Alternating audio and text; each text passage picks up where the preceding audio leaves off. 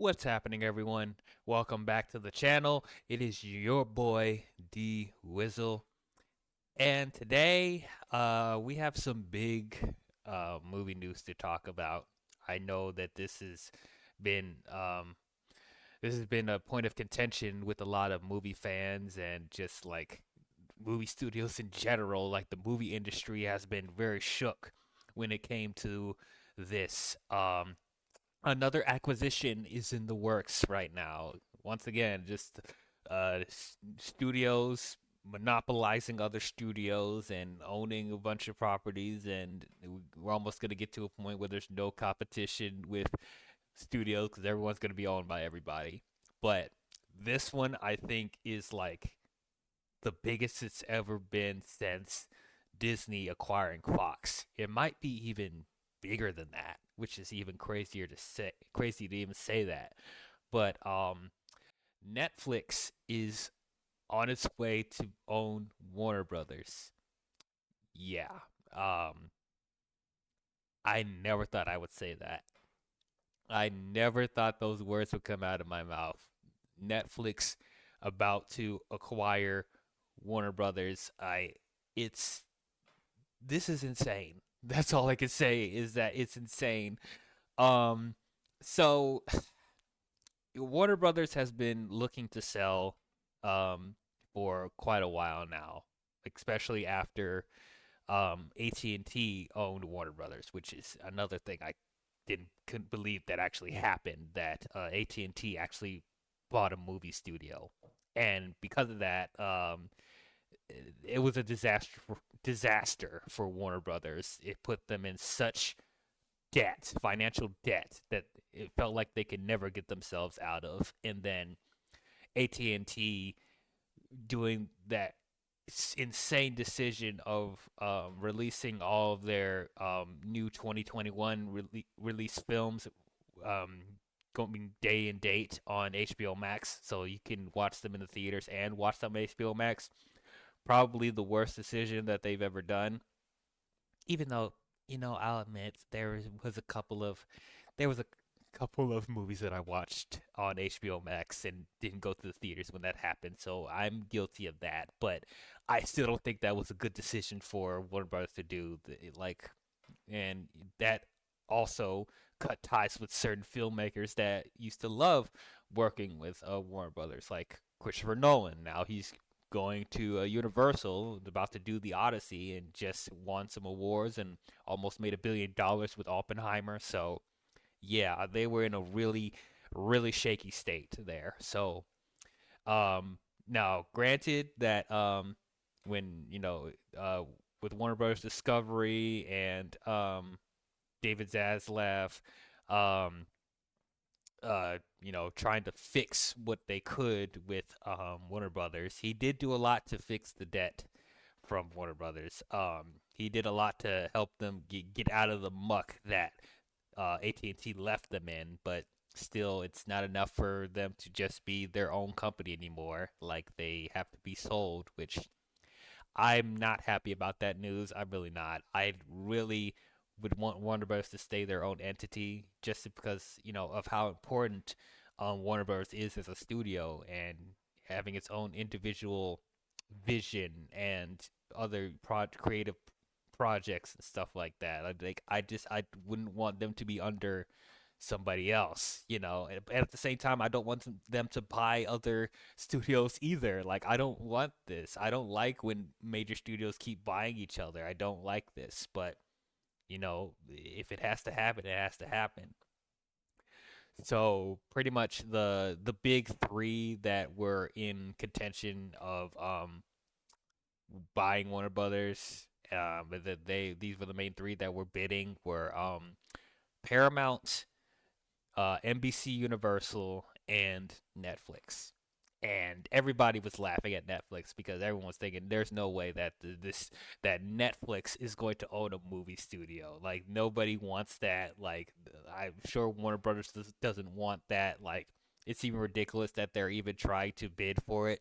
Like, not saying that Netflix doesn't have the money. Obviously, they throw around money like it's nothing nowadays. But just like, I don't think that Warner Brothers would want to be owned by a streaming service company, especially because of Netflix's main model of they're prioritizing streaming over theatrical releases. You can see that with their Netflix exclusive films, like the ones that they do put in theaters, they only put in there for like 17 days in a limited amount of theaters in the country. So it's like I don't think that they want Warner Bros. To be associated with that.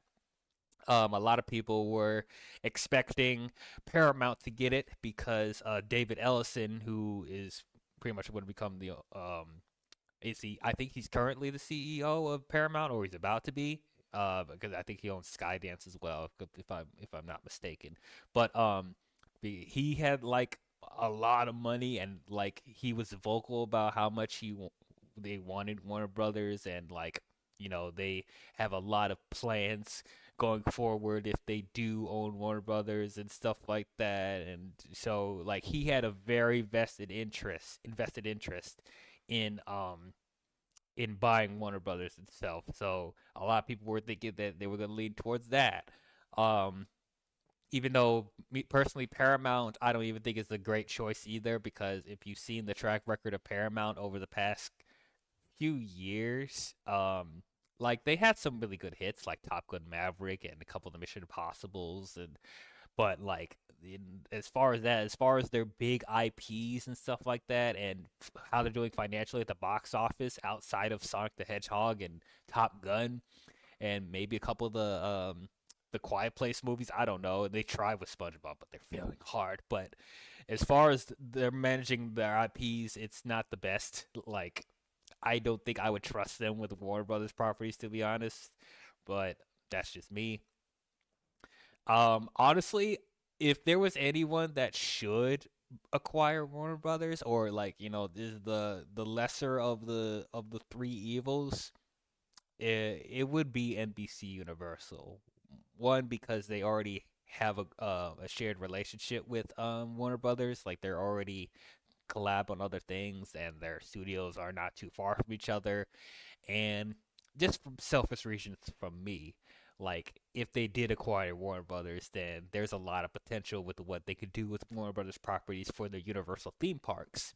Um, I would personally love to see a DC land in Universal, and they could expand more with Harry Potter and Halloween Horror Nights, like what they could do with the It property and the Conjuring universe and stuff like that.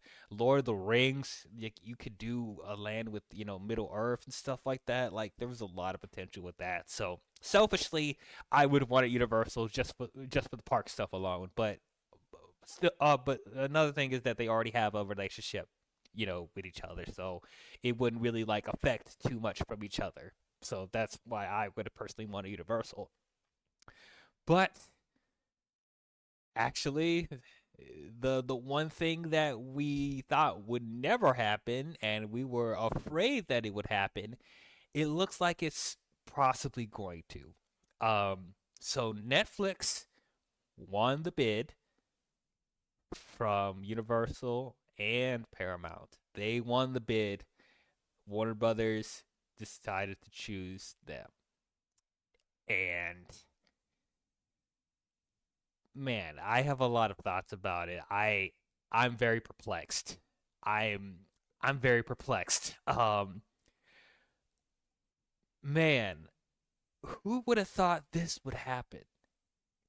I Netflix is about to own one of the biggest movie studios.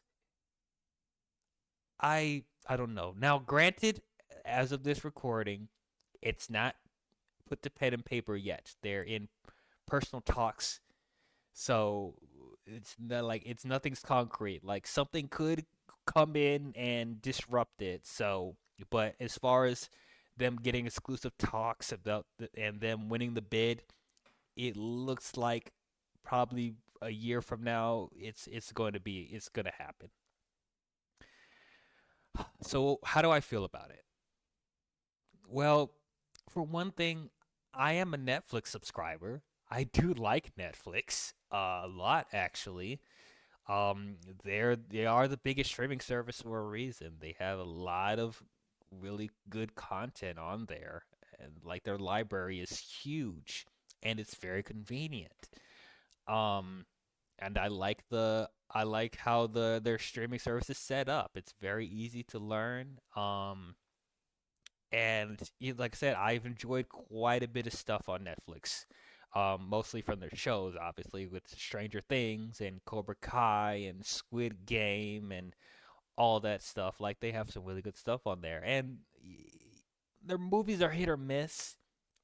But there's a couple of movies on there that I enjoy. Even there's some reality shows. There's some reality shows on there that I enjoy watching. I'm not gonna lie. Squid Game: The Challenge I think is really entertaining. I do like Love Is Blind. I'm not gonna lie to you. I like watching that stuff. Their attempt of doing Pop the Balloon. It started out really rough, but it's starting to be okay now. Like there's a lot of variety that Netflix has, and also I'm a wrestling fan, so I'm watching Monday Night Raw on Netflix. So that, and they're also streaming football games and boxing matches. So Netflix is really trying to get into the entertainment stuff. Like they're trying to give as much variety as possible. So yeah, I like Netflix. I do. At the same time, I have a lot of issues with Netflix. For one thing, they don't market their stuff at all, or they barely do, unless it's something like Stranger Things, which is one of their big IPs. Like they have so much content on their service, but you wouldn't even know a majority of them if if you don't actually go in and browse around. They don't. Yeah, like I said, like I would see some trailers on YouTube, but that's about it. Like even my wife, who is much more of a Netflix watcher than I am, um, even she would ask me, "Have I watched this on Netflix? Have you heard of this on Netflix?" And I would be like, "No. How am I supposed to know if I don't see the trailers for it?" So it's like they need to do a much better job marketing their stuff if they want people to watch. Another thing, they spend too much on their products. They spend too much on movies and shows. It's no wonder that like they're having some financial issues of themselves, and I'm surprised they're still spending like $200 million on movies and shows with like I just they don't know how to manage their budgets properly. And I feel like that's something they need to fix very soon. Like yes, they're saying that they're starting to become profitable with the stuff that they're releasing, but you would get there faster if you would just watch how you're spending on these movies and shows. That would fix a lot of issues that they have. But another thing is that when it comes to the projects that they release, it's all based on the algorithm. Like they release different things based on what's popular that month or what's going to get the most engagement.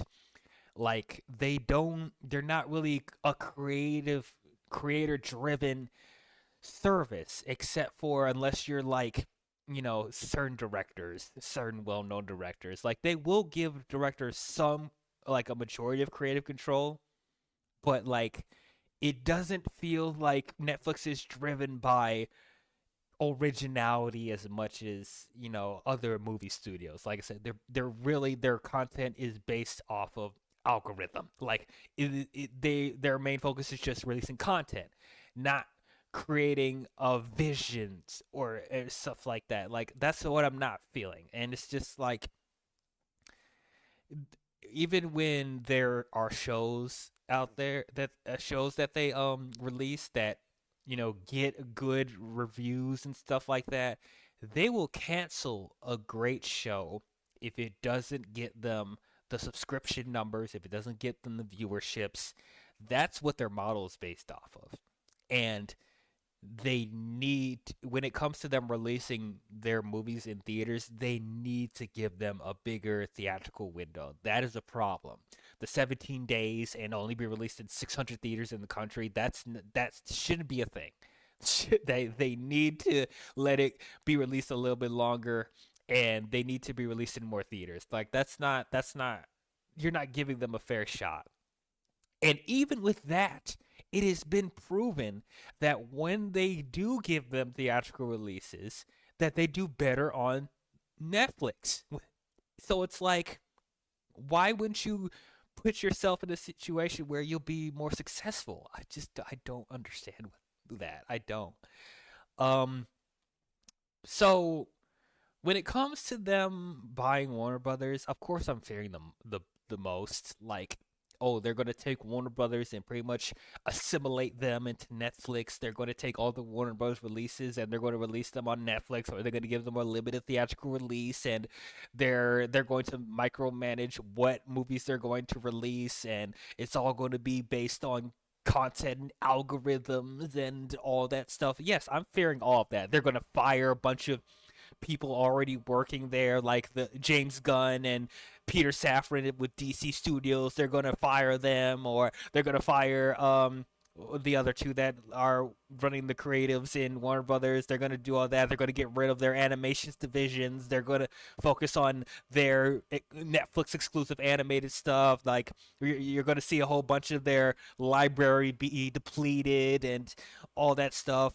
And this whole thing is going to affect the theatrical experience, because if they control the Warner Bros. Releases and they end up being successful with them being assimilated on Netflix and just pretty much slowly killing the theatrical experience, then other studios are going to fall suit, and they're going to limit their releases in theaters because of because the theatrical windows aren't being as successful, because Netflix set a standard of movies not being in theaters very long, and the theaters are going to suffer because of that, and pretty soon theaters are going to be gone. It's going to be the next blockbuster. So yeah, I'm fearing all of that. Of course I am. Now, of course, Ted Sarandos, the owner of the CEO of Netflix, is going to tell you that, no, we're not going to do that. We're still going to commit to Warner Brothers having a healthy theatrical release, and we're not just going to, just dump everything on Netflix and all other stuff. We're not going to control the creatives at Warner Brothers. Like, we're in the movie theatrical business. We're going to actually pretty much just take Warner Brothers like whole philosophy, and we're just going to take what they're doing and just, boost up our stock as far as, releasing films and stuff like that. We're not going to change what they're doing. So Ted Sarandos has to say that so they don't put people in a panic, obviously. He has to say all that. But I'll believe it when I see it. Like, he said numerous times that he is, that he prioritizes streaming over theaters. He said that before, and automatically he's just going to go back on his model that has been successful for him all these years. Like, you don't think at some point that they're going to take Warner Brothers and just assimilate them? I like eventually I feel like that's going to happen. It may not happen this year, it may not happen next year, it may not happen the next 5 years, but at some point I feel like that is going to happen. I do feel like they're going to shrink the theatrical windows of Warner Brothers properties. I do think that theaters are going to suffer from this at some point. Like, even with them just talking about a 45-day window for theaters, like, even that I feel like is short. I think a good 60-day window, maybe 90, is good. I know that that's asking for too much for a 90-day window, but 60, I think that is a good middle ground for releases. That's in my opinion. But yeah, right now, sure, I'll take his word for it that he's not going to affect what Warner Bros. Is doing right now. But I do think eventually, once they get the ball rolling, once they get everything in place, once they get into the swing of, with what they with Warner Brothers and Netflix, whatever they're collabing with, whatever. Once that's in place, I feel like eventually Netflix is going to affect how they're releasing movies. I do think they're going to affect what movies are being made. I do think that certain creatives are going to be let go. I just that's what I fear. I fear that it will eventually happen. It's Netflix, you know. Um and so I've already knew that the theatrical experience was going to die at some point. I knew it was going to die. Like it's dying right now. um like it's not completely gone, obviously. Like, movies are still doing well at the box office, but not as much as they were before 2019. Um and like part of me is going to eventually come to acceptance with this because look, at the end of the day, like I will always favor the theatrical experience. I love going to the movie theater. I love going to the theater. There's nothing like it. Like the experience of watching a new film with a bunch of strangers, the whole atmosphere of a movie theater and with your popcorn and your candy and your soda and your food and reclining seats, watching the big screen and surround sound and, sometimes with the 3D and Dolby and all that stuff. Like, there's nothing that will compare to that. You know, it's like, what other, like, community experience will have a bunch of strangers come together to experience something outside of church, and Super Bowl and WrestleMania, whatever. Like the movies. Like, yes, you could have like a great, like, home theater. You could have a lot of that cool stuff set up that's like very close to the theatrical experience, which is something that I want to invest in at some point, is having my own home theater with that type of like quality. Like that would be great. But like there's nothing like actually going to the movie theater and seeing a film for the first time and actually experiencing the movie in the theater. Like it's not like watching a movie at home. As great as your TV will be, as great as your surround sound would be, there's nothing like seeing a movie in the theater. But at the same time, the theatrical experience has not been the same. It has not been the same. Um, I hear from a lot of people, especially from the casual moviegoers, or even like I hear even from people that are consistent moviegoers, that the experience of going to the theater has been tarnished a lot over the past few years. Of course, you have those people that come to the movies that like to disrupt everybody, that like to talk during the movie, that have their phones out. Just overall people that are rude or disruptive. Like, you still have people that deal with that, and there's people that don't want to deal with that. They'd rather be at home watching it. That's a reality of that. Ever since the pandemic, can you believe we're still recovering from some of the stuff that the pandemic affected? Because people are still apprehensive to go to the theater ever since the pandemic. There's still people out there. Um, and so movie theaters aren't doing that big business that they used to, unless it's like a big blockbuster. Like the people aren't going to the movies as much ever since COVID. So you're still dealing with that. The price of going to the movies has been going up, up and up ever, just for years now. Like the price of going to the movies, it's starting to become expensive, especially if you have a family, like a family of four. You could expect to spend at least $100 to go to the theater and buy concessions. And that's part of the reason why that the concessions at movie theaters are so high, is that's the only way that theaters are making money. They're not making money from the movies themselves. That money goes back to the studios, the majority of it. But a lot of their of movie theaters' income is concessions. So that's why I understand why, that popcorn and drinks and candy are so high there. So, but at the same time, not everybody can afford to buy that on a consistent basis. And then on top of that, going back to limited theatrical releases, like you're having movies be released like, for what, 30 days, 17 days, 45 days, and then you get to watch it online, VOD. They'll be released on a streaming service. And you have people out there being like, yeah, you know what? Since it's going to be out on streaming, like, I don't have to go see this in the theater.